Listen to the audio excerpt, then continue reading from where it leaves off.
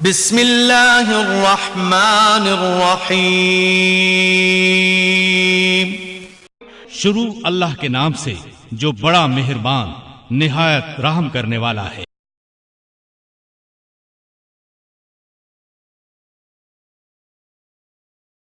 قل هذه سبيلي أدعو إلى الله على بصيرة أنا ومن اتبعني وسبحان الله وما أنا من المشركين۔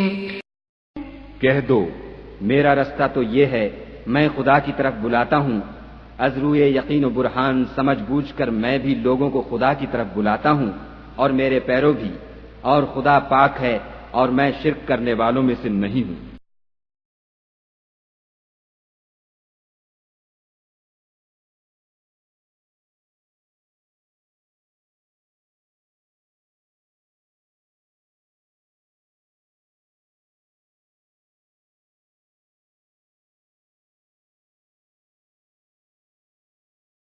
رسول اللہ صلی اللہ علیہ وسلم نے فرمایا کہ قیامت کے دن جن خوش نصیبوں کو اللہ کے عرش کے سائے کی نیچے جگہ ملے گی، اس میں وہ شخص بھی ہوگا جس نے اپنی جوانی اللہ کی بندگی میں صرف۔ اور آپ کے فیصلے کے بعد کوئی ایسی عدالت نہیں ہے جہاں جا کر ہم آپ کے فیصلوں کو چیلنج کر سکیں۔ اگر ہم ایسا ذہن رکھتے ہیں کہ آپ کا فیصلہ قابل ترمیم ہے، اس کو کسی عدالت میں چیلنج کیا جا سکتا ہے، تو قرآن کی نظر میں وہ انسان مومن ہی نہیں ہے۔ اللہ کی توہین پر مواہد چپ نہیں رہا کرتا، ہاتھ سے روکتا ہے، زبان سے روکتا ہے، دل سے برا جانتا ہے، اگر ہمت نہ ہو پھر اس محفل سے اٹھ جاتا ہے۔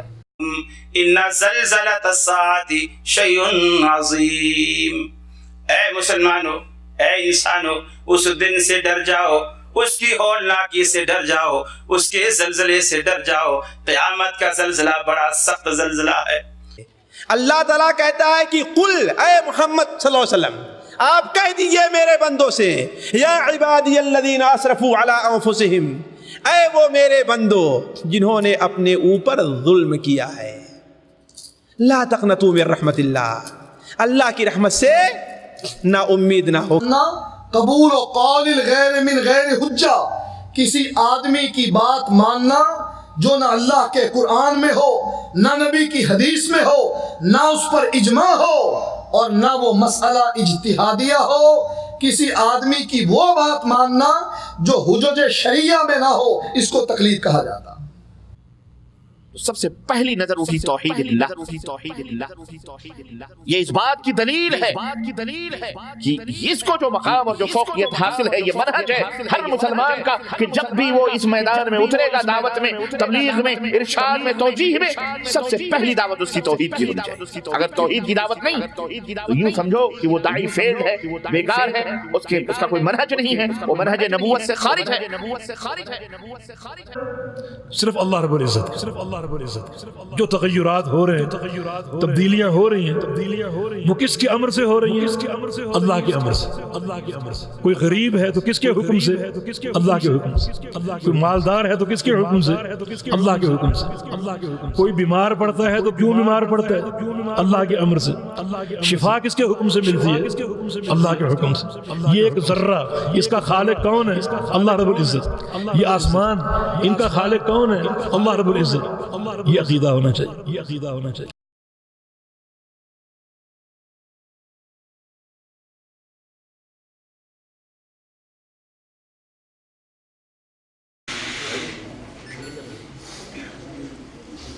صلاۃ کے بعد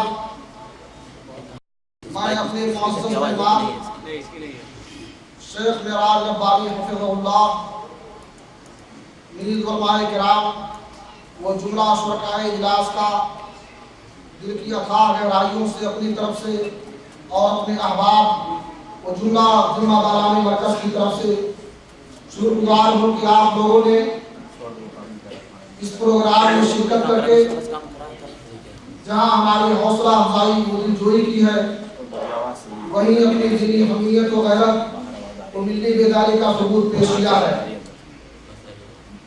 محترم مرکز توحید جاریات قصیم सऊदी अरब में अपनी नौकरियत का पहला दावती इदारा है जो तकरीबन 30 साल से यहाँ मुस्लिम तारिकीन वतन के माबैन उनकी जुबानों में किताबों कैसेटों दुआतुल फराहम करके दावती काम अंजाम दे रहा है और अल्हम्दुलिल्लाह इसके नतीजे बहुत ही हौसला अफजा रहे हैं।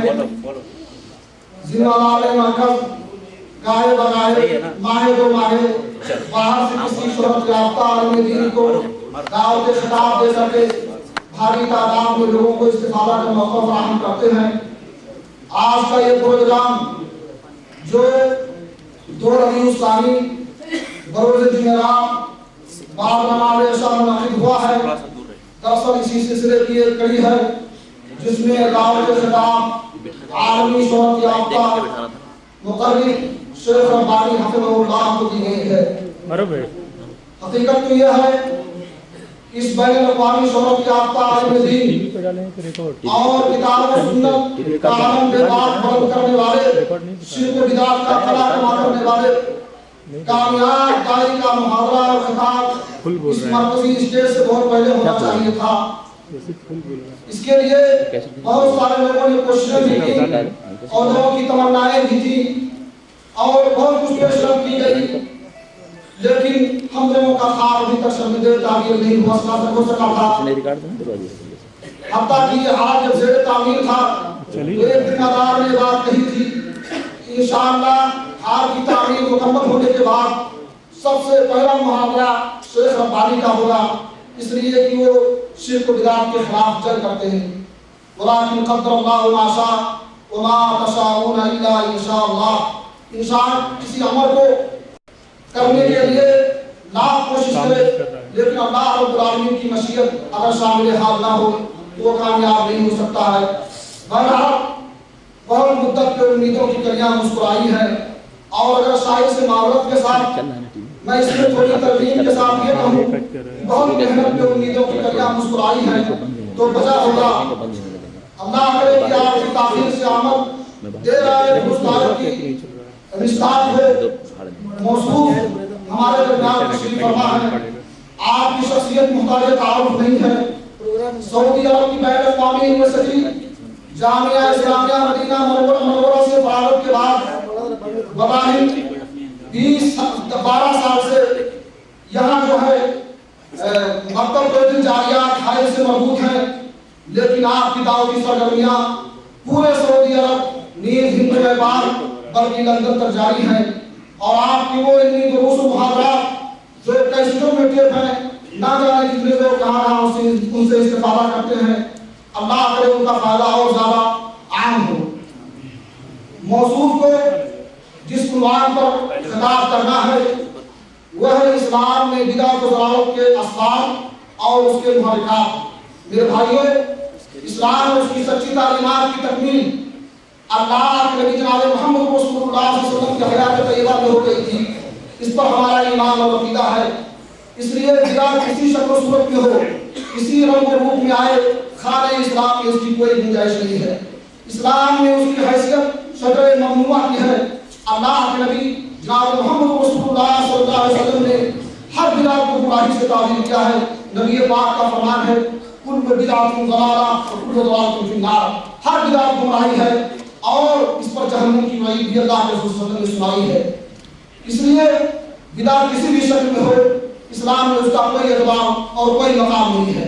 बिदअत की ये खुसूसियत होती है, ये इस्लाम की रज़ा पहन करके लोगों के सामने रुनवा होती है और जाहिर होती है। वो लोग जो सादा लोग होते हैं, कम पढ़े लिखे लोग होते हैं, वो धोखे में आकर के इसे इस्लाम का हिस्सा समझते हैं, हालांकि इस्लाम से इसका कोई सरोकार नहीं है। लोग उसे मुस्तहसन समझ करके, अच्छा समझ करके उस अमल को करने की कोशिश करते हैं और उसे खैर समझते हैं, हालांकि खैर से उसका कोई ताल्लुक नहीं होता है। जैसा कि सहाबी अब्दुल्लाह इब्न मसऊद रज़ियल्लाहु तआला अन्हु ने बिदअतियों के यकीन से कहा था कम मिन मुरीदिन खैर ला युसीबहु। कितने ऐसे लोग हैं इस्लाम में खैर समझकर कोई काम करते हैं लेकिन खैर से उसका कोई ताल्लुक नहीं होता है। ये तो चंद बातें मौजू के तहत मैंने कह दी, वरना इसकी मुकम्मल वजाहत शेयर करेंगे बगैर किसी ताख़ीर के।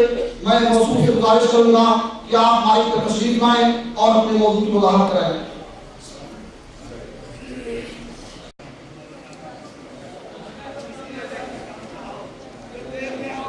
السلام علیکم ورحمۃ اللہ وبرکاتہ.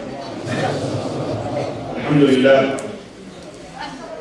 نحمده ونستعینه ونستغفره ونؤمن به ونتوکل علیہ ونعوذ باللہ من شرور انفسنا ومن سیئات اعمالنا من يهده الله فلا مضل له ومن يضلل فلا هادي له واشهد ان لا اله الا الله واشهد ان محمدا عبده ورسوله. اما بعد فإن خير الحديث كتاب الله وخير الهدي هدي محمد صلى الله عليه وسلم وشر الأمور محدثاتها وكل محدثة بدعة وكل بدعة ضلالة وكل ضلالة في النار. قال الله تبارك وتعالى في كلامه المجيد أعوذ بالله من الشيطان الرجيم بسم الله الرحمن الرحيم يا أيها الذين آمنوا اتقوا الله حق تقاته ولا تموتن إلا وأنتم مسلمون واعتصموا بحبل الله جميعا ولا تفرقوا. وقال تعالى في مقام آخر اتبعوا ما أنزل إليكم من ربكم ولا تتبعوا من دونه أولياء. اللهم صل على محمد وعلى آل محمد كما صليت على إبراهيم وعلى آل إبراهيم إنك حميد مجيد. اللهم بارك على محمد وعلى آل محمد كما باركت على إبراهيم وعلى آل إبراهيم إنك حميد مجيد. تمام قسم کی حمد و ثنا کبریائی اور بڑائی اس اللہ عز و جل کے لیے لائق و زیبہ ہے جس نے ہمیں اور آپ کو پیدا فرمایا اور بیش بہا درود و سلام اس ذات مبارکہ مطہرہ جن کا نام نامی اس میں گرامی احمد مجتبیٰ محمد مصطفیٰ صلی اللہ علیہ وسلم. برادران اسلام، نوجوان دوستوں، بزرگوں اور بھائیوں اور قابل احترام علماء اعظام، آج کا تاریخ 2 ربیع الثانی 1428 ہجری مطابق 19 اپریل سن 2007 عیسوی کے اس حسین اور خوبصورت سے اجتماع میں جو مرکز توحید الجالیات القصیم بريدہ کے زیر اہتمام اس خوبصورت سے حال میں منعقد ہو رہا ہے، مجھ ناچیز کو جس موضوع پر گفتگو کرنے کا حکم دیا گیا ہے وہ آپ حضرات نے سماعت فرما لیا ہوگا کہ اسلام میں بدعت و ضلالت کے محرکات، اسباب اور علل اور وجوہات کیا ہے. اللہ عز و جل سے دعا ہے کہ اللہ تبارک و تعالی ہم سب کی اس حاضری کو قبول فرمائے اور اللہ عز و جل ہمیں کہنے اور سننے سے زیادہ عمل کی توفیق عطا فرمائے. آمین یا رب العالمین. برادران اسلام، اس سے پہلے کہ میں اپنے اس موضوع کی وضاحت کروں بڑی ہی ناسپاسی ہوگی اگر اللہ عز و جل کے شکریہ کے بعد میں اپنے ان افراد اور ان متعاونین اور اپنے اس مرکز کے ان ذمہ داران کا میں اور آپ حضرات کا شکریہ ادا کروں. اللہ عز و جل کے شکریہ کے بعد جس نے مجھے یہ توفیق دی کہ میں آج اپنے بھائیوں کے درمیان یہ روشن اور ہنستے اور مسکراتے چہرے دیکھ رہا ہوں، میں اللہ کا تہہ دل سے بے حد مشکور ہوں، ممنون ہوں کہ اللہ عز و جل یہ موقع بار بار نصیب فرمائے اور اللہ عز و جل بار بار اپنے بھائیوں کے لیے منور اور روشن چہروں کی زیارت کروائے. آمین یا رب العالمین. اس کے بعد میں اس مرکز کے فاؤنڈر مؤسس فضیلۃ الشیخ عبدالعزیز تویجری حفظہ اللہ، جن کے جہود اور جن کی جدوجہد اور کوششوں اور جن کی محنتوں کا یہ نتیجہ ہے کہ آپ کو اشارتاً ہمارے فاضل دوست شیخ فضل الرحمن حفظہ اللہ نے بتلایا کہ مملکت کا یہ واحد دعوتی اور تبلیغی ادارہ ہے جو سب سے پہلے سرزمین سعودی عرب میں قائم ہوا اور یہ رہین منت ہے، یہ رہین منت ہے، مرہون منت ہے اس ایک عظیم شخصیت کی جس کا نام عبدالعزیز تویجری ہے. اسے دیکھنے کے بعد یہ لگتا ہی نہیں کہ یہی وہ شخص ہے جس کی محنتوں اور جس کی جدوجہد اور اس کی کوششوں کا نتیجہ یہ ہے کہ آج صرف سعودی عرب ہی نہیں بلکہ سعودی عرب سے باہر بھی اس دعوت و تبلیغ اور توحید و سنت کی خوشبوئیں مسلمانوں کے مشام جاں کو معطر کر رہی ہیں اور مسلمانوں کو راہ ہدایت دے رہی ہیں۔ مرکز تحفظ جالیات بریدہ یہ وہ منار نور ہے اور یہ وہ مشعل ہدایت ہے جس کی روشنیاں چہارتاغ عالم میں الحمدللہ پہنچ رہی ہیں اور مسلم امت فیضیاب ہو رہی ہے۔ یہ کریڈٹ پہنچتی ہے اور جاتی ہے تو وہی ایک شخص ہے۔ اللہ رب العزت سے دعا کریں کہ اللہ اس بوڑھے کی جسموں میں مزید قوت و حوصلہ عطا فرمائے اور اس کے عزم میں اور اس کے ارادے میں وہ سلامت اور پہاڑوں جیسی وہ قوت عطا فرمائے کہ جو ہر باطل کے سامنے کھڑے ہو کر وہ باطل کی آنکھوں میں آنکھیں ڈال کر اس کا مقابلہ اس کے چیلنج کو قبول کر سکے۔ اللہ تعالیٰ شیخ عبدالعزیز سہیلی کے میزان حسنات میں بنائے اس کو اور اللہ تعالیٰ ان کے جہود کو قبول فرمائے اور مرنے کے بعد یہی نہیں بلکہ مملکت سعودیہ عربیہ کی جتنی بھی مراکز جالیات ہیں جو اس کے بعد قائم ہوئی اور جو یہ نقش اول ہے اس نقش اول کی اتباع ہے تقریباً اس وقت 150 سے زیادہ دعویٰ سینٹرز مملکت میں قائم ہے جو اسی بریدہ جالیات ہی کی نقش کے طرز پر اور اسی کو دیکھ کر قائم کی گئی ہے۔ ظاہر ہے کہ ان سب جالیات کے اندر شیخ عبدالعزیز کوئیلی کا حصہ ہے۔ اللہ تعالیٰ ان کے میزان حسنات میں بنائے اور مرنے کے بعد اس سب کے جاریہ کو ان کے لیے قبول فرمائے۔ آمین یا رب العالمین۔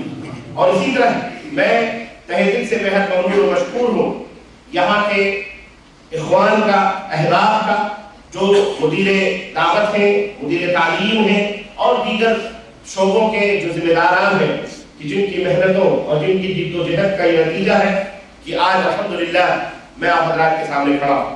اسی طرح مرکز تحفظ جالیات کے علماء اور دعات و مبلغین جو شب و روز آپ حضرات کے درمیان رہتے ہیں اور قرآن و سنت کے پیغام کو ہزاروں مشاکل جھیلتے ہوئے ہزاروں مسائل کا سامنا کرتے ہوئے ہزاروں دنیاوی مشکلات سے لڑتے ہوئے دین اسلام کی اس ذمہ داری کو اپنے کندھوں پہ رکھ کر آپ حضرات تک پہنچاتے ہیں، شب و روز تعلیم دیتے ہیں دعوت و تبلیغ کے اس طریقے پر ان کا بھی میں تہہ دل سے شکر ادا کرتا ہوں۔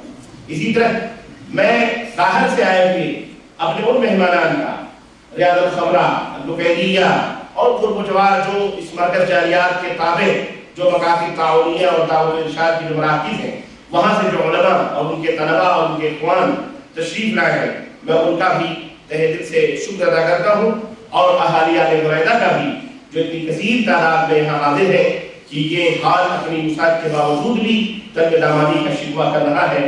میں آپ سب کا بھی تہہ دل سے مشکور ہوں اور ممنون ہوں کہ آپ حضرات کی کثیر تعداد میں تشریف لائے، حوصلہ افزائی کی اور مقصد اس دین اور اس اسلام کی باتوں کو سننے کے لیے آپ آئے ہیں جو حضرت محمد رسول اللہ صلی اللہ علیہ وسلم لے کر کے آئے ہیں۔ اللہ رب العزت ہماری نیتوں کے اندر اخلاص عطا فرمائے اور الہیت عطا فرمائے اور اللہ تعالیٰ ہمارے اتنے بیٹھنے کو اور یہاں سب کی حاضری کو قبول فرمائے اور ہم سب کے ماں اور باپ کے اوپر رحم فرمائے، انہیں جنت الفردوس میں نگہدار فرمائے اور ان کی گردنوں کو جہنم سے اور ہم سب کی گردنوں کو اللہ تبارک و تعالیٰ جہنم سے آزاد فرمائے اور اللہ ہم جتنا کہیں اور سنیں اس سے زیادہ اللہ تبارک و تعالیٰ ہمیں عمل کرنے کی توفیق عطا فرمائے۔ آمین یا رب العالمین۔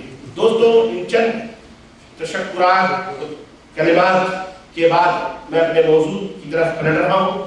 جیسا کہ آپ کو معلوم ہے کہ آج کا موضوع ہے بدعات اور اسلام میں بدعت و ضلالت کے محرکات اسباب کیا ہیں، کن وجوہات پر بدعات کو جنم دیا جاتا ہے، بدعات کیا ہے، بدعت کس کو کہتے ہیں اور اس تعلق سے اور بہت ساری باتیں انشاءاللہ تعالیٰ آپ کی خدمت میں رکھی جائیں گی مختصراً انشاءاللہ تعالیٰ۔ اللہ عز و جل سے دعا ہے کہ اللہ تعالیٰ ہماری ٹوٹی پھوٹی کلمات کو قبول فرمائے، ہمارے دلوں میں محبت عطا فرمائے اور ہم سب کو اسلامی اخوت کی ڈور میں اللہ تبارک و تعالیٰ جڑنے کی توفیق عطا فرمائے۔ آمین یا رب العالمین۔ دوستو اور بھائیو، ہم سب اس حقیقت کو اچھی طرح سے جانتے ہیں کہ اللہ عز و جل نے اپنے بندوں کو اس کائنات میں پیدا فرمایا تو انہیں یوں ہی بیکار نہیں چھوڑا، بلکہ ان کی رشد و ہدایت کے لیے اور ان کی بھلائی کے لیے اللہ عز و جل نے اپنا کلام نازل فرمایا، اپنی کتابیں نازل فرمائی، اپنے صحیفے نازل فرمائے، اور پھر ان صحیفوں کی تشریح اور ان صحیفوں کو سمجھانے کے لیے، ان کتابوں کو کی وضاحت کرنے کے لیے اللہ عز و جل نے انبیاء اور رسول کا سلسلہ جاری فرمایا۔ انبیاء اور رسول اس دنیا میں اسی لیے آتے رہے کہ تاکہ ان کو اللہ تبارک و تعالیٰ سے قریب کرتے رہیں، اللہ رب العزت کی معرفت ان کو حاصل ہو، اللہ رب العزت کے عذاب سے انہیں ڈرائیں، اللہ کے اجر و ثواب اور اللہ کی نعمتوں سے انہیں آشنا کریں۔ اس لیے انبیاء علیہ السلام آتے تھے۔ تو اللہ تبارک و تعالیٰ نے اپنے بندوں کی ہدایت کے لیے انبیاء اور رسول کا ایک لامحدود سلسلہ جاری فرمایا، اور یہ ایک حقیقت ہے کہ جو بھی نبی، جو بھی رسول اس دنیا کے اندر آئے، ان سب کی دعوت اور ان سب کی تبلیغ اور ان سب کی پکار، ان سب کا آوازہ اور ان کی جد و جہد اور محنتوں کا محور صرف ایک رہا ہے، اور وہ ہے دعوت توحید۔ تو دعوت توحید یہ خلاصہ ہے ان سب کی انبیاء اور رسول کی دعوت کا۔ دلیل قرآن کریم میں اللہ رب العزت نے ارشاد فرمایا وَمَا أَرْسَلْنَا مِن قَبْلِكَ مِن رَسُولٍ إِلَّا نُوحِي إِلَيْهِ أَنَّهُ لَا إِلَٰهَ إِلَّا أَنَا فَاعْبُدُونِ۔ سورہ الانبیاء آیت نمبر 25۔ اللہ رب العزت نے فرمایا کہ اے میرے حبیب، ہم نے آپ سے پہلے جتنے بھی انبیاء اور رسول کو ہم نے بھیجا ہے، ہم نے سب کو یہی بات بتائی ہے کہ جاؤ اور میرے بندوں کو یہ پیغام دے دو کہ میرے سوا کوئی بھی اس کائنات میں مالک حقیقی نہیں، کوئی بھی معبود حقیقی اس دنیا کے اندر نہیں ہے، کوئی بھی کارساز نہیں، کوئی بھی مشکل کشا نہیں، کوئی بھی حاجت روا نہیں، کوئی بھی دکھوں دردوں کو ٹالنے والا نہیں، کوئی بھی سکھ اور آرام نہیں دینے والا، کوئی بھی زمین اور آسمان کا مالک نہیں، وہ صرف ایک ہے جسے اللہ کہا جاتا ہے۔ چنانچہ دوسری جگہ اللہ رب العزت نے ارشاد فرمایا وَلَقَدْ بَعَثْنَا فِي كُلِّ أُمَّةٍ رَسُولًا أَنِ اعْبُدُوا اللَّهَ وَاجْتَنِبُوا الطَّاغُوتَ۔ ہم نے ہر امت میں، ہر گروہ میں نبیوں کو، رسولوں کو بھیجا ہے اور سب کو اسی بات کا حکم دیا کہ أَنِ اعْبُدُوا اللَّهَ، کہ صرف اللہ کی عبادت و بندگی کرو، وَاجْتَنِبُوا الطَّاغُوتَ، اور تمام طاغوتوں سے پرہیز کرو، تمام طاغوت سے پرہیز کرو، اجتناب۔ یہ آیات ہمیں بتاتی ہے کہ اللہ رب العزت نے جتنے بھی انبیاء اور رسول اس دنیا کے اندر بھیجے، ان سب کی دعوتوں کا خلاصہ دعوت توحید ہے، دعوت توحید۔ ایک اور جگہ سورہ ہود کے اندر آیت نمبر 1 اور 2 اللہ رب العزت نے ارشاد فرمایا الف لام را کتاب احکمت آیاتہ ثم فصلت من لدن حکیم خبیر اللہ تعبدوا الا اللہ اننی لکم منہ نذیر وبشیر۔ یہ وہ کتاب ہے، اللہ قرآن کریم کی تعریف فرما رہا ہے کہ یہ قرآن، یہ وہ کتاب ہے جس کی آیتیں مستحکم ہیں، مضبوط ہیں، واضح ہیں، کھلی ہوئی ہیں، اور حکیم و خبیر کی طرف سے بھی تفصیل بیان کر دی گئی ہے، اور وہ یہ کہ اللہ کے سوا کسی کی عبادت نہ کرو، اللہ کے سوا کسی کی عبادت نہ کرو، اور میں اس کی طرف سے تم سب کو ڈرانے والا اور خوشخبری دینے والا بنا کر کے بھیجا گیا۔ یہ ساری آیتیں بتاتی ہیں کہ انبیاء اور رسول کے آنے کا مقصد کیا تھا؟ توحید کا قیام تھا، توحید کی دعوت کو عام کرنا تھا۔ معلوم ہوا کہ تمام انبیاء توحید کی دعوت کو لے کر کے اس دنیا کے اندر آئے، اور ان کی مقدس تعلیمات کی بنیاد یہی توحید تھی اور یہی اساس تھا۔ ہمارے آخری نبی حضرت محمد رسول اللہ صلی اللہ علیہ وسلم، اللہ عز و جل نے انہیں بھی اس کائنات کے اندر رسالت کے منصب پر فائز کر کے اس دنیا کے اندر مبعوث فرمایا، اور جب وہ اس دنیا کے اندر تشریف لائے تو انہیں بھی حکم دیا گیا فَاعْلَمْ أَنَّهُ لَا إِلَٰهَ إِلَّا اللَّهُ وَاسْتَغْفِرْ لِرَبِّكَ۔ اے میرے حبیب، سب سے پہلے اس بات کا علم حاصل کرو کہ اللہ کے سوا کوئی بھی معبود حقیقی نہیں، اللہ کے سوا کوئی بھی سچا معبود نہیں ہے۔ وَاسْتَغْفِرْ لِرَبِّكَ، پھر اپنے گناہوں کی اور اپنے خطاؤں کی اور اپنے ظلم کی مغفرت رکھیں۔ اسی طرح ایک جگہ اور اللہ رب العزت نے سورہ زمر آیت نمبر 65 میں ارشاد فرمایا وَلَقَدْ أُوحِيَ اوحی الیک والی الذین من قبلک لئن اشرکت ليحبطن عملک ولتکونن من الخاسرین. کہ میرے حبیب آپ کو بھی یہ بات بتائی جا رہی ہے اور آپ سے پہلے جتنے انبیاء اور رسول آئے ہیں سب کو میں نے یہ بات بتلائی ہے کہ اگر تم نے اللہ رب العزت کے ساتھ شرک کیا لَيَحْبَطَنَّ عَمْلُكَ تو تمہارے اعمال ضائع اور برباد. اللہ وَلَتَكُونَنَّ مِنَ الْخَاسِرِينَ اور گھاٹا اٹھانے والوں میں سے ہو جاؤ. یہ واضح طور پر قرآن مجید کے صفحے صفحے پلٹ کر کے چلے جائیں, ورق ورق دیکھتے چلے جائیں, آپ کو ہر جگہ توحید باری تعالیٰ کی خوشبوئیں ملیں گی, آپ کو ہر جگہ توحید الہی کی روشنیاں نظر آئیں گی, اور ہر جگہ شرک کی مذمت, شرک کی قباحت اور شرک کی برائی نظر آئے گی صفحے صفحے میں قرآن کریم کی. بلکہ دین اسلام جس کی طرف منسوخ کر کے ہم اپنے آپ کو مسلمان کہتے ہیں, اس کی عبارت اور اس کا پورا ڈھانچہ اسی اساس توحید ہی پر قائم ہوتا ہے.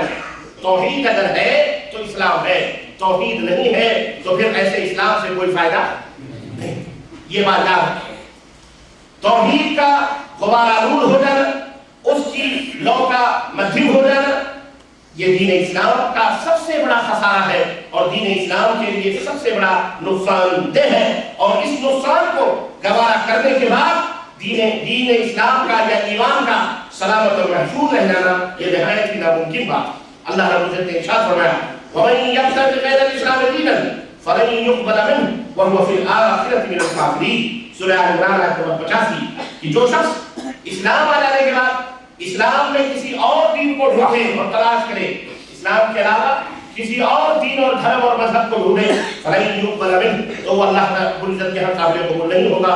وَهُوَ فِي الْآخِرَةِ مِنَ الْخَاسِرِينَ اور وہ آخرت میں گھاٹا اٹھانے والوں میں سے ہوگا. میرے عزیزوں, میرے دوستوں اور بھائیوں, یہاں پر ایک حقیقت اور بھی آپ کو میں بتلانا چاہوں. یہ اصولی باتیں ہیں, یہ بڑی بنیادی باتیں ہیں. ان بنیادی باتوں کو بتلانا بہت ضروری ہے. کیوں؟ اس لیے کہ جب بنیادی باتیں آدمی سمجھ لیتا ہے تو اس کے اوپر کی جو باتیں ہوتی ہیں دائیں بائیں کی بڑی آسانی کے ساتھ آدمی کی سمجھ میں باتیں آ جاتی ہیں. غلطی جہاں ہوتی ہے, ہم سے جہاں لفظیں ہوتی ہیں, اس کا سبب یہ ہے کہ ہم نے بنیادی باتیں سمجھی نہیں. یہ بنیادی چیزیں جب ہم نے یہ سمجھ لیا کہ توحید ہی اسلام کی روح ہے, توحید ہی اسلام کی جان ہے, توحید ہی اسلام کا خلاصہ ہے, توحید ہی تمام انبیاء اور رسول کی دعوت کا نچوڑ ہے, تو پھر اس کے بعد ہم اور ایک حقیقت کو سمجھتے چلیں کہ جس اسلام کو, جو اسلام نیا نہیں ہے, جس اسلام کو ہمارے نبی لے کر نہیں آئے ہیں, بلکہ روزے اول ہی سے حضرت آدم علیہ السلام کو جب سے اللہ تبارک و تعالیٰ نے اس دنیا کے اندر بھیجا تب سے اسلام موجود ہے. یہ غلط فہمی بہت سارے لوگوں کو ہوتی ہے, اور ہمارے ملکوں میں لیکچر دینے والے, تقریر کرنے والے, چاہے وہ مسلم ہو غیر مسلم ہو, اگر دین سے ان کا اتنا تعلق نہیں ہے تو وہ کہتے ہیں اسلام کو محمد لے کے آئے صلی اللہ علیہ وسلم, اسلام کو محمد لے کے آئے صلی اللہ علیہ وسلم, اسلام ان کے دور سے آیا. نا, اسلام یہ کوئی نیا مذہب نہیں ہے, اسلام یہ کوئی نیا دین نہیں ہے, بلکہ آپ کو یہ بتلانا ضروری ہے کہ آپ بھی لوگوں کی غلط فہمیاں دور کرتے رہیں کہ اسلام نہایت ہی قدیم اور نہایت ہی پرانا مذہب ہے. اسلام سب سے نیا مذہب ہے. جب سے انسان اس دنیا کے اندر آیا ہے تب سے اسلام موجود ہے, تب سے اسلام موجود ہے. اس کی کوئی 10,000 20,000 سال کی عمر نہیں ہے, بلکہ جب سے انسانیت نے, جب سے انسان نے اس دنیا کے اندر قدم رکھا ہے, اسلام اسی دور سے متعارف ہے. اللہ تبارک و تعالیٰ نے اس اسلام کو آخری اینٹ کی شکل میں اپنے پیارے حبیب, ہمارے اور آپ کے آخری نبی خاتم النبیین حضرت محمد رسول اللہ صلی اللہ علیہ وسلم کو آخری اینٹ کی شکل میں دے کر کے بھیجا کہ یہ آخری اینٹ ہے, اب اسلام مکمل ہو رہا ہے. ابھی تک جو انبیاء آئے, ابھی تک جو رسول آئے, وہ اپنے اپنی بستیوں, اپنے اپنے علاقوں, اپنی اپنی قوموں کو لے کر کی طرف آئے, لیکن اے رسول میں تمہیں ساری کائنات کے لیے رسول بنا کر کے بھیج رہا ہوں, ساری دنیا کے لیے رسول بنا کر کے بھیج رہا ہوں. وما ارسلناک الا رحمۃ للعالمین, آپ صرف عرب والوں کے لیے رحمت نہیں ہے, آپ صرف عرب کی بستیوں کے لیے نہیں ہے, بلکہ کائنات میں جہاں جہاں تک رب العالمین کی رب العالمین ہے وہاں تک محمد رسول اللہ کی رحمت للعالمین. وہاں سب کے لیے رحمت للعالمین بنا کر کے آپ بھیجے گئے. یہ اسلام جو ہمارے نبی لے کر کے آئے یہ قدیم ہے اور اللہ رب العزت نے ارشاد فرمایا اسی لیے ان الدین عند اللہ الاسلام کہ دین جو سب سے زیادہ محبوب اور پسندیدہ اللہ کے نزدیک ہے وہ اسلام ہے اور اللہ کا پسندیدہ مذہب ہے دھرم ہے. دوسری بات یہ حقیقت اور یہ بھی ہے کہ یہ دین جو آیا ہے اور ہمارے نبی لے کر کے آئے ہیں اب یہ قیامت تک کے لیے قائم و دائم رہنے والا ہے. قیامت تک کے لیے ہاں اب دوسرا دین آنے والا نہیں ہے نہیں اللہ کا کوئی پسندیدہ دین ہے اور یہ دین وہ دین ہے الیوم اکملت لکم دینکم واتممت علیکم نعمتی ورضیت لکم الاسلام دینا. ہر مسلمان کا یہ عقیدہ ہے ہر مسلمان کا یہ عقیدہ ہے کہ آپ اللہ رب العزت نے فرمایا ہے کہ یہ دین میں نے مکمل کر دیا ہے. اے دنیا کے لوگوں میں نے اس دین کو مکمل کر دیا ہے واتممت علیکم نعمتی اور اپنی نعمت کو پوری کر دی ہے ورضیت لکم الاسلام دینا اور دین اسلام کو میں نے پسند کر لیا ہے. تو دین اسلام اللہ رب العزت کا پسندیدہ دین ہے اللہ کا محبوب دین ہے اور یہ وہ دین ہے جو مکمل ہے جو کیا ہے. اب اس میں کسی کو انٹرفیئر کرنے کی قطعاً کوئی گنجائش نہیں ہے. ہمارے نبی نے عبادات ہو معاملات ہو اخلاقیات ہو سیاسیات ہو ہر پہلوؤں کو اللہ کے رسول صلی اللہ علیہ وسلم نے اپنی 24 سالہ اپنی 23 سالہ زندگی میں جو نبوت کی زندگی ہے اللہ کے رسول صلی اللہ علیہ وسلم نے اس کو مکمل کر دی ہے اللہ تبارک تعالیٰ کے فضل و کرم سے. اور اللہ رب العزت نے ارشاد فرمایا کہ من یطع الرسول فقد اطاع. یہ تمہارے درمیان جا رہے ہیں ان کے پیچھے نہیں چلو گے. ان کی اطاعت در حقیقت آسمان والے کی اطاعت ہے. اس زمین پر چلتے ہوئے اس انسان اس بشر کے پیچھے پیچھے چلو گے اس انسان کے پیچھے چلو گے. یہ رسول ہے اس کو میں نے اپنا نمائندہ بنا کر کے بھیجا ہے. لقد كان لكم في رسول الله اسوة حسنة. یہ محمد ہے صلی اللہ علیہ وسلم ان کی پوری زندگی تمہارے لیے بہترین نمونہ ہے یہ آئیڈیل ہے تمہارے لیے. ان کو دیکھو ان کا اٹھنا بیٹھنا دیکھو سونا جانا دیکھو ان کا سب کچھ دیکھو اور انہی کی طرح بنتے جاؤ سمجھتے جاؤ. بس یہی تمہارا کام ہے کہ ان کی کاپی کرتے جاؤ ان کی کاپی کرتے جاؤ ان کی اطاعت کرتے جاؤ ان کی اتباع کرتے جاؤ. ومن يطع الله ورسوله فقد فاز فوزا عظیما. ان کی اطاعت کرو گے دونوں جہان کی کامیابیوں سے کام ہمکنار انشاءاللہ. یہ اللہ تبارک تعالیٰ کا فرمان ہے. میرے عزیزوں دوسری حقیقت یہ ہے کہ ہمارا یہ دین اسلام کیا ہے کاملوں سے ہے.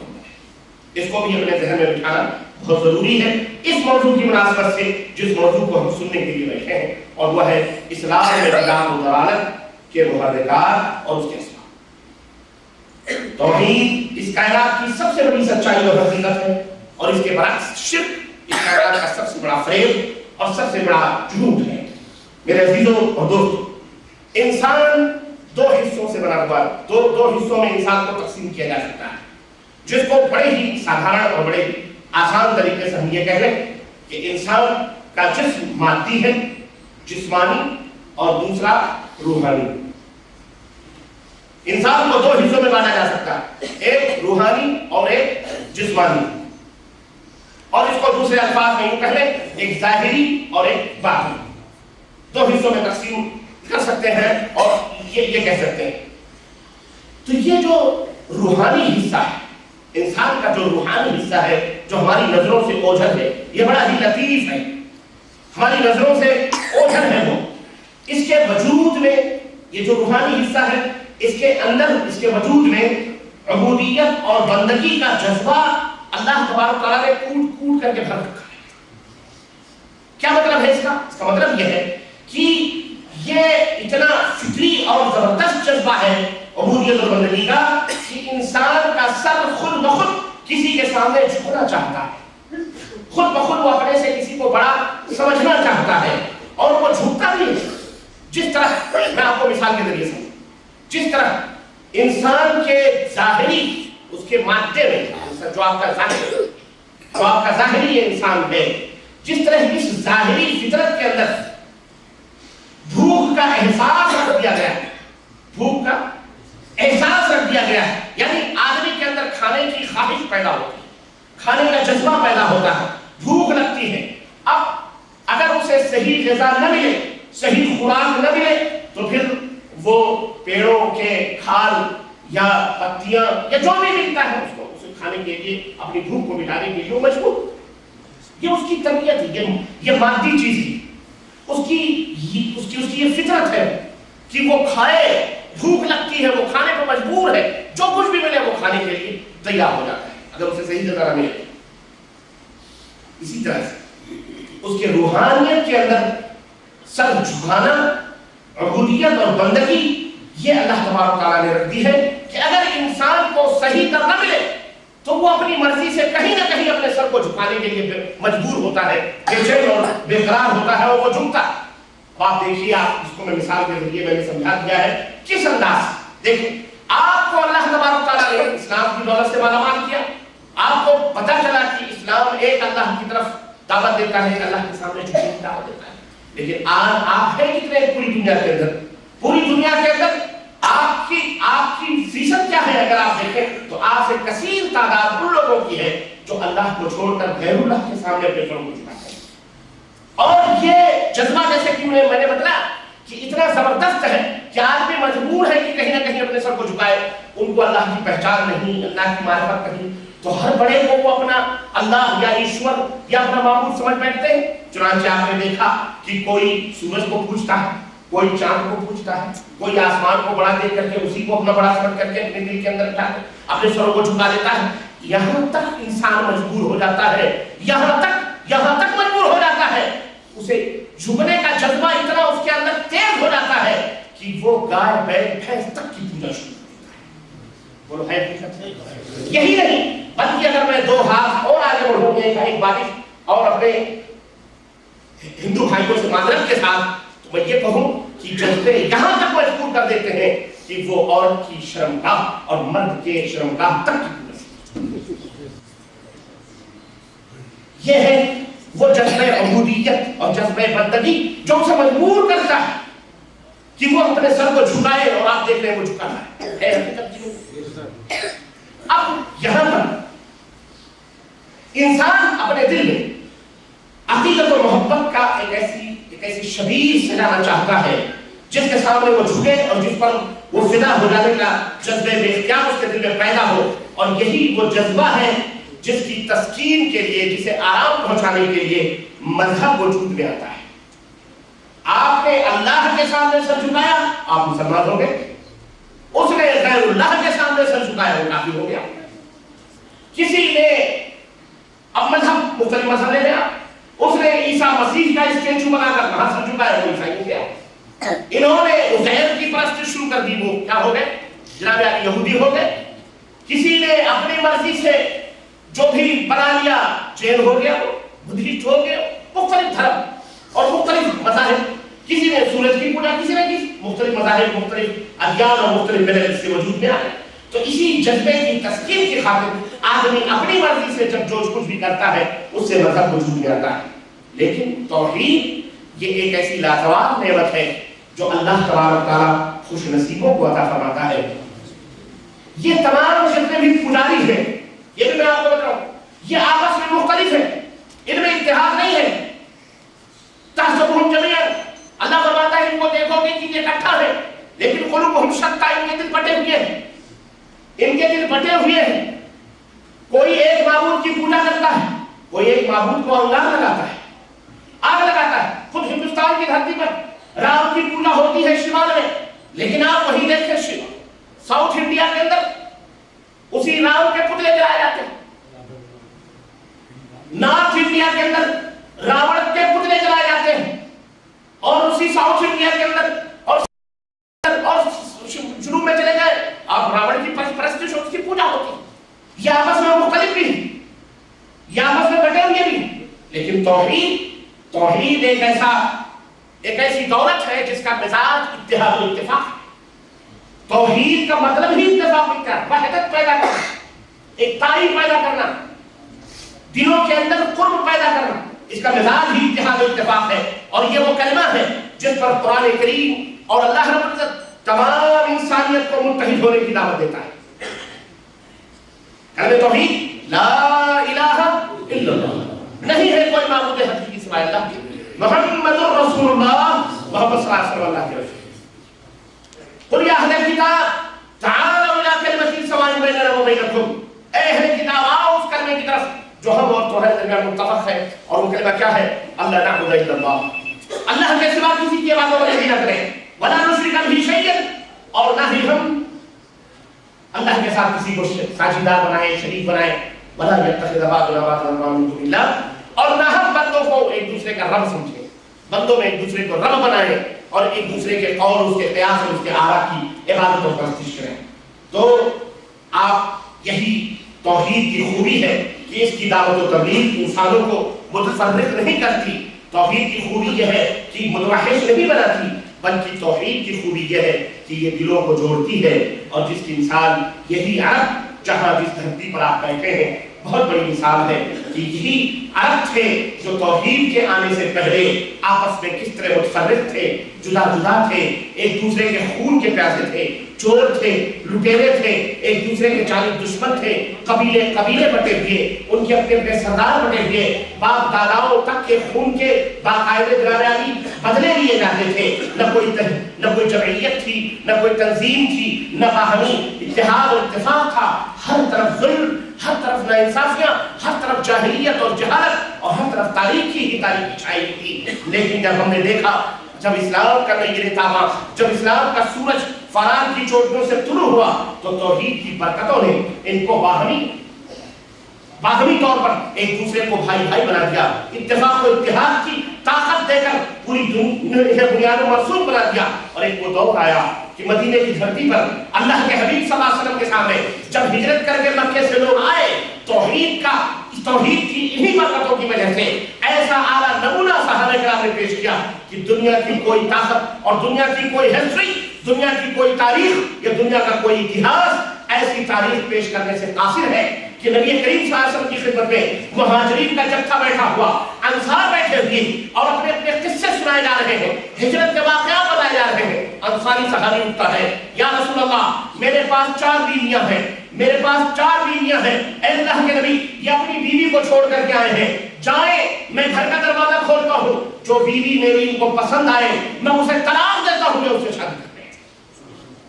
ऐ अल्लाह के नबी, मेरे पास 2 घर हैं, ये अपना घर छोड़ करके आए हैं, ऐ अल्लाह के नबी, आए, जो घर इनको पसंद हो मैं वो घर देने के लिए तैयार हूँ। हर कुर्बानियों का ये वो नमूना, कुर्बानियों का ये जो है नमूना पेश किया सहाबा किराम ने इत्तेहाद और इत्तेफाक का कि अल्लाह अल्लाह अल्लाह अल्लाह, इस तरह शीरो शकर बन गए, इस तरह भाई भाई बन गए कि गज़वे के मौके पर हज़रत हुज़ैफा बिन यमान फरमाते हैं कि मैं पानी, एक तड़पते हुए सहाबी ने पानी की आवाज लगाई, सदा लगाई, मैं मशकेदा लेकर उनके पास पहुंचा, पानी कटोरे में देकर उनके लबों से लगाना ही चाह रहा था, जब तक दूर से आवाज आई पानी, प्यास। उस सहाबी ने कहा, मुझसे पहले मेरे भाई को पिला दो, कहीं वो मुझसे ज्यादा प्यासा। कहते हैं कि मैं उसके पास दौड़ करके गया, प्याला पानी का उसके होठों से लगाया, फिर एक दूर से आवाज आई पानी, प्यास। उसने कहा मेरे उस भाई को पानी पिला दो, कहीं वो मुझसे ज्यादा प्यासा। कहते हैं मैं उसके पास गया और मैंने उसके लबों से, होठों से वो प्याला लगाया, फिर पानी की आवाज आई, प्यास। फिर उसने कहा मेरे फलाने भाई को जो आवाज सुनाओ उनको पहुंचा दो, कहीं मुझसे ज्यादा प्यासा ना हो। सहाबी कहते हैं कि जब मैं चौथे के पास गया और उसके सामने मैंने प्याला किया तो वो अपने जाने आफरीत को अल्लाह के दरबार में कुर्बान, वो शहीद हो चुके थे। पलट कर दौड़ कर दूसरे के पास आया, देखा ये भी जाने आफरी कुर्बान कर चुके थे। तीसरे के पास आया, ये भी जाने शहादत नौश कर चुके थे। पहले के पास आया, वो भी जाने शहादत बगैर प्यासे हुए कुर्बान कर चुके थे। ये वो जज्बे वहदत, ये किसकी बरकत है? ये तौहीद की बरकत है। इसी तौहीद ने उनके सीलों के अंदर वो जज्बे खैरसगारी और वो जज्बे उखुवत और जज्बे मोहब्बत पैदा की थी कि वो यूसरून अला अनफुसिहिम वलौ काना बिहिम खसासा, वो खुद अपनी जानों के ऊपर खेल जाया करते थे, लेकिन अपने भाई की हिफाजत उनका बड़ी फरीज़ा हुआ करता था। अपने जमाने में यही वो तौहीद की बरकत थी कि वो सबसे बड़े फातिह और सबसे बड़े किश्वर कुशा कहलाए। दुनिया की बड़ी से बड़ी ताकतों की आंखों में आंखें डालकर और पंजा आजमाई की उन्होंने, उनके सामने दुनिया की बड़ी से बड़ी कुव्वतें ठहर नहीं सकती थी, और जो ताकत भी उनसे टकराई नतीजतन वो पास हो गई। और इकबाल ने कहा था कि दश्त तो दश्त है, दरिया भी न छोड़े हमने, बहरे जुल्मात में दौड़ा दिए घोड़े हमने।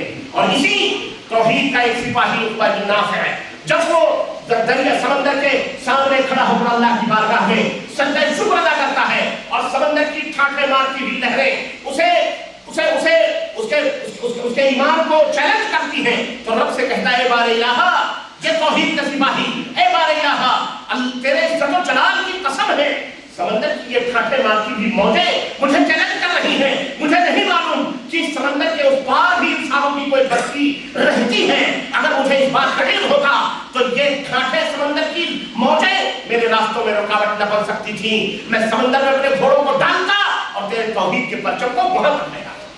ये तौहीद की बरकतें थी कि जिनके सीने इस तरह से खुल गए थे। मेरे अजीजों, मेरे दोस्तों और भाइयों, वाकयात में अगर आप जाएंगे तो बड़ी तवील फहरिस्त है तौहीद की, लेकिन आज हम अपना मुहासबा करें, हम अपने ऊपर निगाह डालें और दौड़ाएं तो आज चारों तरफ अंधेरा दिखाई देता है।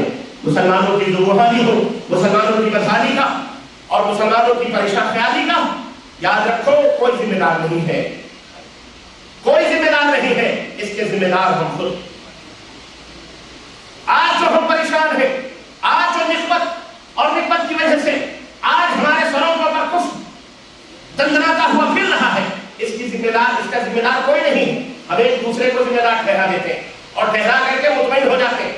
फलानी हुकूमत इसकी जिम्मेदार है, फलानी हुकूमत इसकी जिम्मेदार है, फलाने लोग इसके जिम्मेदार, उलमा इसके जिम्मेदार, मदारिस इसके जिम्मेदार, फलाने लोग इसके जिम्मेदार, फलानी हुकूमत इसकी जिम्मेदार, फलाना सदर मुमलकत इसका जिम्मेदार, फलाना वज़ीर, कोई जिम्मेदार, कोई जिम्मेदार नहीं है।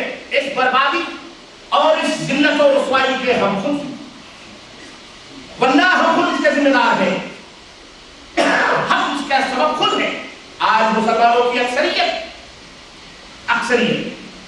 नमाज पढ़ने वाले आपको ज्यादा से ज्यादा तादाद में मिल जाएंगे, रोजा रखने वाले भी ज्यादा से ज्यादा तादाद में मिल जाएंगे, हज करने वाले तो पूछिए मत। अल्हम्दुलिल्लाह आज तो कोटे फुल हो जाते हैं और लोग रिश्वतें दे करके हज करने के लिए कोशिश करते हैं। अल्लाह ने इतना नवाजा है। दरअसल इनकी कमी नहीं है, लेकिन अगर कमी है अक्सरियत मुसलमानों की, और ये कड़वी बात कहने के लिए मैं मजबूर हूं क्योंकि ये हकीकत है कि आज मुसलमानों की अक्सरियत मुसलमानों की तौहीद के तकाज़ुम से दूर और शिर्क व बिदात से ज्यादा करीब है। शिर्क व बिदात के दलदल में फंसी हुई अक्सरियत। हम अपने बर्रे सगीर हिंदुस्तान, पाकिस्तान, बांग्लादेश का अब जायजा अपनी निगाहों में रखें। कितनी मस्जिदें माशाअल्लाह तबारकल्लाह रोजाना बनती जा रही, भरती भी जा रही, मुसलमानों की अक्सरियत भी, कसरत भी होती जा रही, लेकिन हकीकत यह है कि तकरीबन 75 से लेकर 80% लोग शिर्क और बिदात के दलदलों में फंसे, तौहीद के तकाज़ुम से दूर है, तौहीद की रोशनियों से दूर है। उन्हें इल्म नहीं तौहीद क्या है, उन्हें पता नहीं बिदात क्या है, उन्हें पता नहीं शिर्क क्या है, उन्हें पता नहीं है सुन्नत क्या है। इसकी जिम्मेदारी किसकी है? हम सभी इसके जिम्मेदार हैं। सूरत हाल यह है कि आज दुनिया भर में मुसलमान चाहे हाकिम हो या महकूम हो, अक़लियत में हो या अक्सरियत में हो, हर जगह परेशान और बदहाल नजर आते हैं। क्यों? इसकी ये वजह नहीं है कि इनके पास हथियार नहीं, इसकी ये वजह नहीं है कि इनके पास दौलत नहीं, इसकी ये वजह नहीं कि इनके पास हुकूमत नहीं। 50 से ज्यादा हुकूमतें मुसलमानों के पीछे हैं, किसी और कौम के पास भी हुकूमत है, बोलो। इसकी वजह नहीं कि हथियार नहीं, इसकी ये वजह नहीं कि हम अक़लियत में हैं, नहीं, बल्कि इसकी सबसे बड़ी बुनियादी वजह यह है कि तौहीद और सुन्नत का दामन हमारे हाथों से छूट चुका। तौहीद और सुन्नत का दामन हमने छोड़ दिया है और अपने खुद साख्ता, खुद बनाए के घरेलू अकाईद और आमाल उसके हम दिलदादा हो गए हैं, जिसकी वजह से अल्लाह की रहमतें हमसे रूठ गई, अल्लाह की रहमतों से हम उसके फजल से दूर हो चुके हैं और अल्लाह हमें अपने गज़ब और हमने अल्लाह के गज़ब को दावत दे रखी। अल्लाह ताला हमारी हिफाजत फरमाए, आमीन या रब्बल आमीन। मेरे अज़ीज़ों, शिर्क तौहीद की जिद है, शिर्क ये तौहीद का उल्टा है। अल्लाह के नजदीक सबसे बड़ा जुर्म और सबसे बड़ा गुनाह है। हश्र के दिन और दीगर गुनाह अल्लाह चाहे तो माफ फरमा दे, लेकिन शिर्क के लिए माफी का कोई खाना अल्लाह के यहाँ महशर के दिन नहीं है। कुरान इसे जुल्म अज़ीम फरमा रहा है, कह रहा है, इरशाद बारी ताला है, इन्नल्लाह ला यग़फ़िरु अन युश्रक बिही व यग़फ़िरु मा दून ज़ालिका लिमन यशा व मन युश्रिक बिल्लाहि फ़क़द इफ़्तरा इस्मन अज़ीमा। अल्लाह दीगर तमाम गुनाहों को माफ फरमा देगा सिवाय शिर्क के। अल्लाह तबारक व तआला शिर्क को कभी माफ नहीं फरमाएगा, और जिसने शिर्क किया वो दर हकीकत अल्लाह के ऊपर एक बहुत बड़ा गुनाह, बहुत बड़ा बुहतान उसने अल्लाह को। और यही वजह है कि पैगंबर इस्लाम حضرت محمد رسول اللہ صلی اللہ علیہ وسلم نے اپنے عظیم صحابی حضرت معاذ بن جبل کو نصیحت کرتے ہوئے فرمایا یا معاذ لا تشرک باللہ وإن قتلت أو حرقت یا معاذ لا تشرک باللہ شیئا، اے معاذ شیئا ذرہ برابر بھی اللہ کے ساتھ کسی کو شریک نہ کرنا، وَإِن قُتِلْتَ أَوْ حُرِّقْتَ بھلے تیری بوٹی بوٹی کر دی جائے یا تجھے انگار میں زندہ جلا، شرک اللہ کے ساتھ۔ اللہ اسلام نے تو یہ کہا ہے کہ اگر جان لبوں پہ آئے اور شراب کا ایک جام تمہاری جان بچا سکتا ہے تو شراب پیو۔ کہا ہے کہ اسلام نے تو یہ کہا ہے کہ اگر جان پر بنائے اور مردار چیز پڑی ہوئی ہے اور تمہاری جان جا رہی ہے اور تم اسے کھا کر جی سکتے ہو، اسلام نے اجازت دی ہے کہ تم اسے کھا کر جی سکتے ہو۔ لیکن اسلام نے یہ کہا کہ تمہاری جان بنائے اور تم شریک ہو، بلکہ کیا کہا اللہ کے حبیب نے فرمایا وَإِن قُتِلْتَ تیری ٹکڑے ٹکڑے کر دیے جائیں، بوٹی بوٹی کر دیا اور کہا جائے اللہ کے ساتھ شرک کرو، بھلے تمہیں جلتے ہوئے شوروں کے حوالے کر دیا جائے، پھر بھی شرک اتنا بڑا ظلم ہے۔ لیکن ہائے بدنصیبی مسلمانوں، آج اسی کھیل میں اسی گیم میں شیطان نے اللہ کی قسم آج 70 سے لے کر 80% بر صغیر ہمارے ملکوں کے مسلمان شرک اور بدعت کرنے لگے، انہیں سمجھایا گیا کہ اللہ کا شکر ادا کرو کہ اللہ نے آپ کو اس مملکت کے اندر، بلکہ کیا کہے اس مملکت کے اوپر بھی ہمارے ملکوں میں بڑے بڑے تالے اور کشتی کسے جاتے ہیں، جا رہے ہو وہاں جا رہے ہو وہاں بھی بن کے آؤ گے، وہاں بھی بن کے آ جاتا ہے۔ بعض لوگ تو امام صادق کی تعریف بات کر کے آتے تاکہ ان سے بچیں، کہیں ان کو لپچوائی نہ لگ جائے، اس طرح سے لوگ آتے۔ یارو یہ زندگی چند دن کی ہے، اللہ کی قسم اللہ رب العزت نے عطا فرمائی ہے 60 40 70 80 تک پہنچتے پہنچتے آدمی کی حالت خراب ہو جاتی ہے۔ یہ دنیا تمہارے دالوں پر چاولوں پر نمک بھی ڈالنے کے لیے تیار نہیں ہے، اگر نمک بھی ڈالتی تو آج یہاں نظر نہ آتی۔ تمہیں دین کی بات کیا ہوتی ہے؟ جس کے پاس کچھ ہے، جن کے پاس دولت ہے مال ہے، وہ تمہیں چند ٹکے دینے کے لیے نہیں راضی ہوتے۔ تو جو تلاش ہو ایمان سے، توحید سے، اسلام سے، جو فقیر ہو، اسے تم کیا توقع کرتے ہو تمہیں کیا دیں گے؟ کچھ نہیں ملنے والا ہے۔ اس لیے شیخ اپنی دیکھ، شیخ کسی نے یہ مسئلہ کہی ہے کہ شیخ اپنی دیکھ، اکیلے آئے ہو اکیلے ہو، کوئی تمہاری قبر میں سونے والا نہیں ہے، نہ تمہاری طرف سے کوئی حساب و کتاب دینے والا۔ یارو اپنے ایمان اور عقیدے کی اصلاح کرو، یارو پہلے ایمان اور عقیدے کو درست کرو۔ نماز روزے حج زکات سکند درجہ ہے، دوسرا درجہ ہے، لیکن سب سے پہلے اپنے ایمان اور عقیدے کی اصلاح۔ یہی ہماری دعوت ہے اور یہی ہماری پکار ہے اور یہی ہمارا آواز ہے، اور ہم تم سے کچھ نہیں مانگتے، تم سے کچھ نہیں مانگتے، اللہ عز و جل کی قسم ہے، اللہ کے اوپر یہ اجر ہے، بس صرف اپنے ایمان اور عقیدے کی اصلاح کرو، اس کے بعد اعمال کی اصلاح کرو، اخلاق کی اصلاح کرو، لیکن سب سے پہلے اس توحید کو، شرک کو سمجھو۔ یہ بہت بڑی ذمہ داری ہے جس سے ہم بھولے ہوئے ہیں۔ نماز پڑھنے کے لیے بڑے بے قرار آپ کو آتے ہیں، اچھی بات، نماز پڑھ لیتے ہیں۔ کوئی جھوٹ بولتے آپ کہیں مسلمان ہوتے جھوٹ بولتے، کوئی بدکاری کر لے، محلے میں اگر کوئی آدمی پکڑا گیا زنا میں، آپ سے معاف کرتے ہیں، آپ سے اپنے دروازے پر بٹھانے کے لیے تیار۔ ہماری بھی بہن بیٹیاں ہیں، ہم اپنے دروازے پہ ایسے آدمی کو نہیں بیٹھیں، ایک گلاس پانی دینے کے لیے آپ تیار نہیں۔ لیکن یہ کیا مذاق ہے کہ ہماری بہن بیٹیوں کے ساتھ کوئی مذاق کرے تو ہم کو اتنا حکم پانی بند کر کے اتنا تشدد کریں، اور کوئی اللہ کے توحید کے ساتھ اللہ کی جلالت اور اس کی کبریائی اور اس کی سلطنت کی چادروں کو گھسیٹے اور شرک کرے اور ہمارے کام کے اوپر جھوٹ کرے اور ہم سے دوستی کے ہاتھ میں ہم سے محبت کریں، ہم انہیں یہ بھی نہ کہیں کہ یارو یہ شرک ہے، یارو یہ غلط ہے، یارو یہ وہم توہم پرستی، یارو یہ کیا ہے۔ آج مجھے اس جنت سے میری بہن نے فون کیا، اس نے کہا بھائی آپ کو نہیں معلوم آپ نے کیوں ٹی وی دیکھی؟ میں نے کہا میں نے نہیں دیکھی۔ بولے آپ کو نہیں معلوم عید میلاد النبی میں کیا ہوا ہمارے پاکستان میں؟ میں نے کہا کہنے لگے چاند پر محمد رسول اللہ صلی اللہ علیہ وسلم دکھائے۔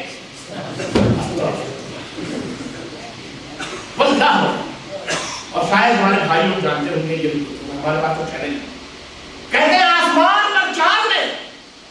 ہم نے کہا اعوذ باللہ یہ تو وہی ہوا کچھ دنوں پہلے مہاراشٹر کے اندر ماہم کے نیچے سے جو نہر گٹر کی بہ رہی ہے, شور یہ ہوا کہ وہاں سے میٹھا پانی نکل رہا ہے اور بوتلوں میں بھر بھر کے مسلمان کیا. وہ تو وہی ہوا کہ کسی نے کہا اجمیر کے درگاہ پر شراب پڑی ہوئی ہے اور وہاں خواجہ اجمیری صاحب کی تصویر نظر آ رہی. ہندو رپورٹر یہ کہتا ہے کہ یہ سب شیطانیت ہے, تباہ و پرستیاں ہیں. ان کے یہاں جب دیکھا مسلمان یہ کر رہے ہیں تو انہوں نے کہا ہمارا گڑیش بھی ڈوب گیا. وہاں کو میں دکھایا گیا تم تو بچے ہو ان کے, تکلیف تو تم نے ان کی ہے, اصل تو وہ ہے. ان سے بڑھ کر کے مجرم کون؟ انہوں نے کہا گرو رہیں گے چیلا شکر ہو گئے, ان کے بازار کے لیے اقرارات کی سمندر کا پانی میٹھا ہو جائے اور ہمارے گڑیش میں دودھ. کہا بیٹا گڑیش بھی دودھ پی رہے ہیں. گجرات کے اندر ایک دیوار کے اوپر گڑیش کی مورتی کی چھبی آئی تھی, وہ تو بعد میں پتہ چلا کہ میونسپل کارپوریشن کی نظر میں تھی وہ گرنے کے لیے, لیکن گاؤں چلا بنیے نے اور کہا کہ یہاں گڑیش کی مورتی ہے تاکہ یہ عمارت باقی ہے. میونسپل کارپوریشن گرا نہ سکے. کیا ہے یہ مسلمان؟ آج انہیں شیخ الاسلام کا خطاب میڈیا کے اندر انہیں بیٹھ کے دکھایا جاتا ہے اور یہ کہا جاتا ہے کہ یہ دیکھو عید میلاد النبی, جب جشن عید میلاد النبی آسمان میں منایا جا رہا ہے تو زمین پہ کیوں نہ منایا جائے؟ استغفراللہ. کہاں گیا؟ اور یہ ایک آدمی دیکھنے والوں نے بتایا کہ سینکڑوں نہیں, ہزاروں نہیں, لاکھوں لوگ بیٹھے ہوئے سبحان اللہ کہہ رہے ہیں. اس کذاب ملعون کی بات پر کیا کہہ رہے ہیں؟ دیکھا ہے آپ لوگوں نے یہ حالات ہے. جب یہ حالات ہو تو پھر آپ سوچیں کہ آج ہماری ذمہ داریاں عظیم ہو جاتی ہے اور کتنی بڑھ جاتی ہے. میرے عزیزوں, میرے دوستوں اور بھائیوں, شرک کے بعد عقید و عمل کے فساد میں بدعت کا نمبر آتا ہے اور حدیث صحیحہ میں اس بدعت کو ضلالت گمراہی کہا گیا ہے اور اس کے مرتکب کو جہنم کی وعیدیں سنائی گئی ہیں. ارشاد رسول ہاشمی ہے ان خیر الحدیث کتاب اللہ وخیر الہدی ہدی محمد صلی اللہ علیہ وسلم. یہ سب سے بہترین حدیث اللہ کی کتاب. سب سے بہترین حدیث کیا ہے؟ اللہ کی کتاب ہے. اور سب سے بہترین ہدایت, تعلیم, علم حضرت محمد رسول اللہ صلی اللہ علیہ وسلم کی تعلیم ہے. وشر الامور محدثاتها, اور کاموں میں, چیزوں میں سب سے برا عمل, اعمال میں سب سے برا عمل نئی باتوں کا پیدا کرنا ہے. وکل بدعۃ ضلالہ, اور ہر نئی بات جو دین کے اندر پیدا کی جائے وہ ضلالت ہے.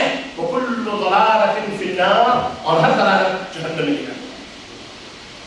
صحیح مسلم کی روایت حضرت عائشہ صدیقہ رضی اللہ تعالیٰ عنہ فرماتی ہیں کہ نبی کریم صلی اللہ علیہ وسلم کو فرماتے ہوئے میں نے سنا کہ من عمل عملا لیس علیہ امرنا فهو رد. ہمارے لائے ہوئے اس دین میں جو کسی نئی بات کا اضافہ کرے وہ آدمی مردود ہے اور وہ بات بھی مردود ہے. بدعت اپنے معنی اور مفہوم کے اعتبار سے اسلام میں ایک شجر ممنوعہ کی حیثیت رکھتی ہے اور بدعت یہ گمراہی کا پہلا زینہ ہے اور شرک کا ڈاکیا ہے اور شرک کا چور دروازہ. اور ناممکن بات ہے یہ حقیقت بھی سنو, یہ بھی ناممکن ہے کہ آدمی بدعت میں مبتلا ہونے کے بعد شرک جیسے عظیم گناہ سے محفوظ رہ جائے. یہ بہت ہی ناممکن ہے کیونکہ یہ زینہ ہے شرک تک پہنچنے. عزیز دوستوں اور بھائیوں, شرک اور بدعت کی یہ بیماری مسلمانوں میں صدیوں سے چلی آ رہی ہے, مگر اس دور میں یہ وبا اور تیزی کے ساتھ اور خصوصاً ہندوستان, پاکستان, بنگلہ دیش اور اس کے قرب و جوار میں جس شدت کے ساتھ پھیل رہی ہے اور اس کے مہلک اثرات جس طرح امت مسلمہ کے اوپر پڑ رہے ہیں اور اس کے شفاف اور صاف آئینے کو یہ جس طرح سے قتل کر رہے ہیں, آج ان کے تدارک اور ان کے روک تھام کے لیے ٹھوس اور مضبوط قدم اٹھانے کی ضرورت ہے. اور علماء حضرات کو چاہیے کہ اس کے خلاف منظم طریقے سے, شرک اور بدعت کے خلاف منظم طریقے سے اپنے قرآن اور سنت کے دلائل اور براہین کے اسلحوں سے لیس ہوگا عوام کے سامنے بغیر کسی لومت لائم کے ڈر اور خوف کے ان کے سامنے ان حقائق کو واضح طور پر بیان کریں، کھولے شرک یہ ہے اور بدعت یہ ہے۔ اگر ایسا نہ ہوا تو مسلمانوں ایک اور سونامی کا انتظار کرو، ایک اور سونامی کا انتظار کرو۔ وہ سونامی آئی تھی تو اس نے کچھ نام و نشان چھوڑے تھے، لیکن اگر اس بیس پر یہ سونامی آئی شرک اور بدعت کے اوپر تو تمہیں تمہاری میتوں پر ہونے والا بھی کوئی نام و نشان تک ضبط ہو جائے گے۔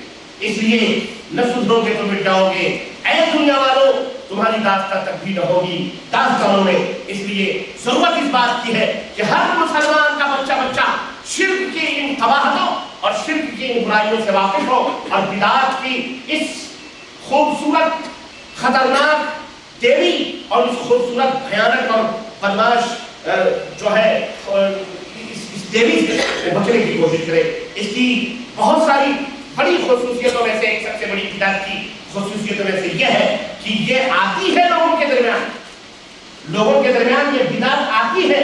کیسے؟ کھلم کھلا نہیں آتی، بلکہ یہ عوام کے سامنے اسلام کی چادر اوڑھ کر کیا اسلام میں لپٹ کیا ریشم جوتوں میں لپٹ کر آتی ہے۔ قرآن کی شکل میں، احادیث کی شکل میں اس کی چادریں لپیٹ کر کے عوام کے درمیان آتی ہے، اور بظاہر اس سے متعلق سارے اعمال اسلام ہی کا حصہ معلوم ہوتے ہیں ظاہری طور پر، لیکن باطن کے اندر خواص کو موجود ہے۔ مگر در حقیقت کے اسلام کے نام پر بدترین دھوکھدہی اور فکر و عمل کی دلالت اور گمراہی کا شاخسانہ ہے۔ اور شرک و بدعت کے بارے میں اللہ اور اس کے رسول کے احکامات واضح اور صریح ہیں۔ اب ہر مسلمان کو شرک اور بدعت سے ایسی وحشت اور ایسی نفرت ہونی چاہیے جیسی کہ ہمیں اور آپ کو خنزیر اور غلاظت اور نجاست سے لگے۔ ہر مسلمان کا یہ شیوا ہونا چاہیے۔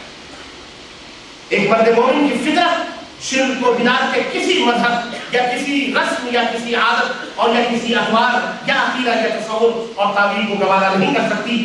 جس طرح نجاست کو دیکھ کر آدمی کی طبیعت میں کراہیت پیدا ہوتی ہے، نفرت پیدا ہوتی ہے، اسی طرح کہیں بھی اس سے کہیں بھی زیادہ نفرت ہمیں شرک اور بدعت سے ہونی چاہیے، تب جا کر کے ہم صحیح طور پر پکے ایمان والے اور سچے مسلمان بن سکتے ہیں۔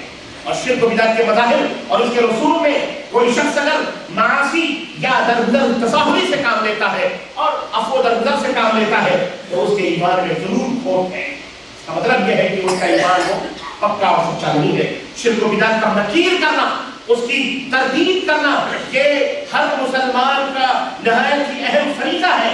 اس سے چشم پوشی کرنا دینی نقطہ نظر سے یہ بہت بڑا جرم ہے۔ جو لوگ شرک و بدعت کے معاملات پر محتاط رہتے ہیں یا خاموشی اختیار کر لیتے ہیں یا چپ ہو جاتے ہیں اور یہ سوچتے ہیں کہ اگر میں زبان کھولوں گا تو مسلمانوں کے درمیان انتشار پیدا ہوگا، زبان کھولوں گا تو اتحاد پارا پارا ہوگا، گاؤں کے اندر پارٹی بندی ہو جائے گی، شہر کے اندر ہمارے سے کوئی رشتہ نہیں کرے گا، کوئی ناطہ نہیں کرے گا، ہمارا لین دین بند ہو جائے گا، اس لیے شرک کی بات نہ کرو، بدعت کی بات نہ کرو، سب کو جوڑ کے رکھو، کیونکہ کافر سے لڑنا ہے، دشمن ہمارے اوپر کھڑا ہوا ہے، ہمیں اپنی وحدت کو پارا پارا نہیں کرنا ہے، اس لیے شرک اور بدعت کے بارے میں زبان نہ کھولو، ایسی ہی چنا رکھنے دو۔ میں سمجھتا ہوں کہ ایسا انسان صرف اسلام کا دشمن نہیں بلکہ انسانیت کا بھی قاتل ہے، اور انسانیت کا بھی سب سے بڑا دشمن ہے جو شرک کو اور بدعت کو وہ برداشت کرتا ہے، اور ایسے لوگ رفتہ رفتہ شرک اور بدعت کے جھولی میں ایک دن آتا ہے کہ وہ خود چلے جاتے ہیں۔ اس لیے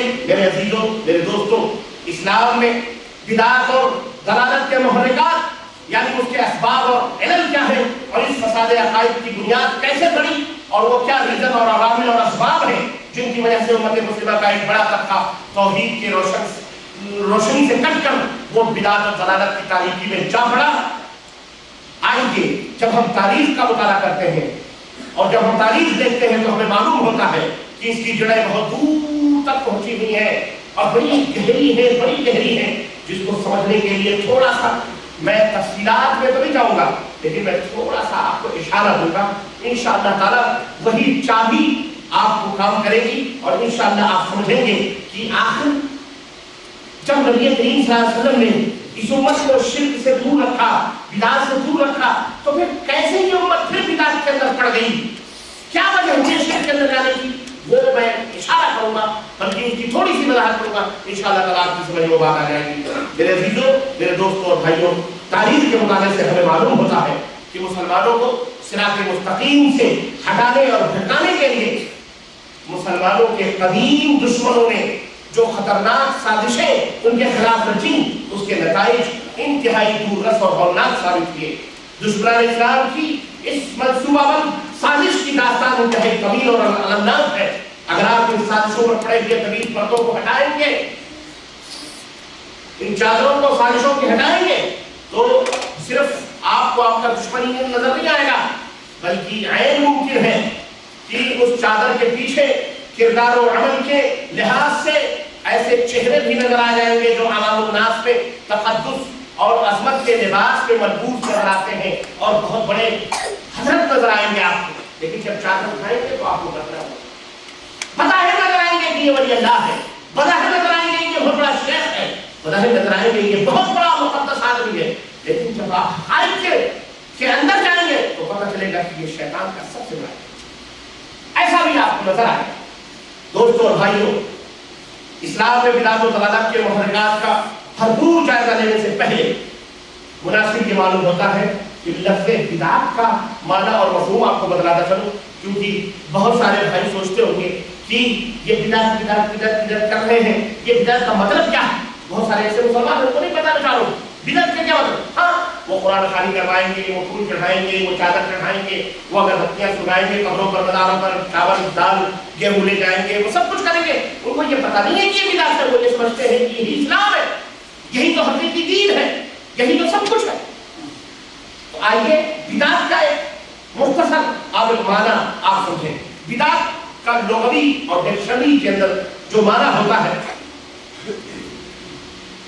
اس کا معنی ہے ہر اس نئی چیز کو بدعت کہتے ہیں جو پہلے سے موجود نہ ہو، بعد میں اس کو ایجاد کیا جائے، اسے بدعت۔ یہ چیز پہلے نہیں تھی، آج پیدا ہو گئی، ایجاد کی گئی، اس کو آپ دنیاوی لحاظ سے بدعت کہیں گے، سمجھ رہے؟